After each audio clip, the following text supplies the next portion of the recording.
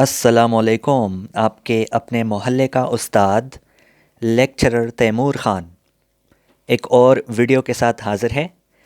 इस वीडियो में मैं एक कैंडिडेट कलीमुल्लाह साहब के एक सवाल का जवाब दूंगा जो उन्होंने मेरी एक वीडियो पर किया था। वीडियो के कमेंट में उन्होंने एक सवाल किया था, तो मैं उसका जवाब दे रहा हूँ। उनका सवाल ये है कि इस सेंटेंस को अगर आप देखें,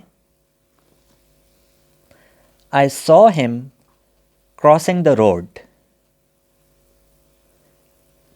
तो उनका सवाल ये है कि इसमें ये जो सॉ वर्ब के बाद हिम है, क्या ये एक डायरेक्ट ऑब्जेक्ट है, डायरेक्ट ऑब्जेक्ट DO, या ये एक इनडायरेक्ट ऑब्जेक्ट IO है।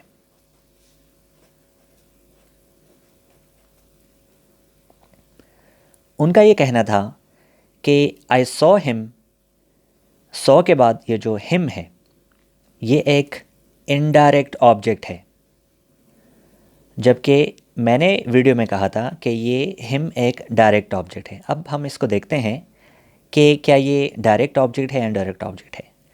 डायरेक्ट ऑब्जेक्ट होता क्या है?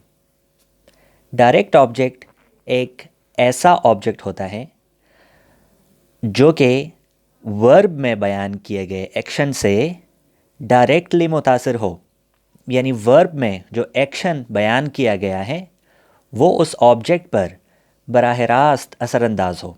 जैसे कि आई सॉ, मैंने देखा, मैंने क्या देखा? आई सॉ हिम, मैंने उसको देखा, उस बंदे को देखा।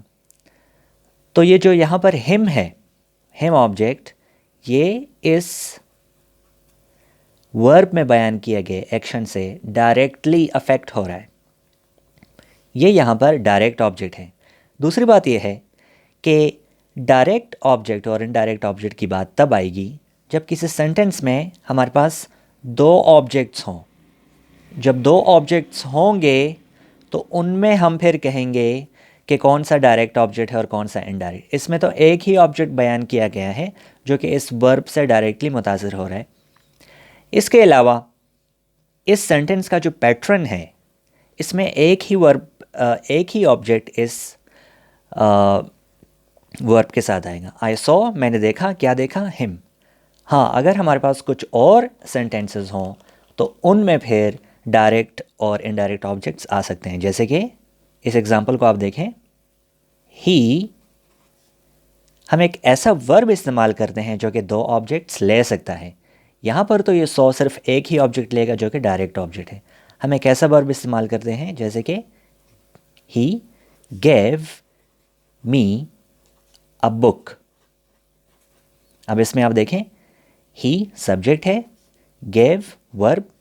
अब यहाँ पर दो ऑब्जेक्ट्स हैं, ही गेव मी, दूसरा ऑब्जेक्ट क्या है? बुक। उसने मुझे दिया एक बुक।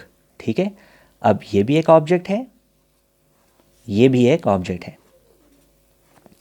अब पहले तो ये है कि हमारे पास जब दो ऑब्जेक्ट्स होते हैं तो उनमें जो पहला ऑब्जेक्ट आ जाए वर्ब के बाद वो एक इनडायरेक्ट ऑब्जेक्ट होता है। तो यहाँ पर मी इनडायरेक्ट ऑब्जेक्ट है और बुक जो है वो डायरेक्ट ऑब्जेक्ट है। लेकिन इसके अलावा भी हम इसको समझते हैं। यहाँ पर वर्ब क्या है? गेव, देना। ठीक है, अब जो देना है, गेव, तो मी और बुक में ऐसा कौन सा ऑब्जेक्ट है जो कि इस देने वर्ब से डायरेक्टली मुतासिर हो रहा है? देना। ठीक है, उसने क्या चीज़ दी है? उसने मी को गेव किया है या बुक को?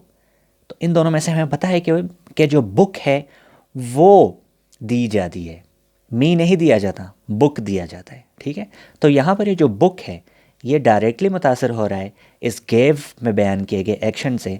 तो बुक हमारे पास डायरेक्ट ऑब्जेक्ट है, मी इनडायरेक्ट ऑब्जेक्ट है। ठीक है, ही गेव, हम इसको यूँ भी कह सकते हैं कि he gave a book to me. यानी अगर हम इसको इस तरह से बयान करें कि he gave a book to me, तो फिर हमें अच्छे से समझ आ सकता है कि इसमें डायरेक्ट और इनडायरेक्ट ऑब्जेक्ट कौन सा है। ठीक है, ही gave a book to me। अब यहाँ पर बुक क्या है, डायरेक्ट ऑब्जेक्ट है, और मी क्या है, इनडायरेक्ट ऑब्जेक्ट। उम्मीद है आपको समझ आ गई होगी। अगर कोई सवाल फिर भी आपके जहन में आ रहा है तो कमेंट्स में आप कर सकते हैं।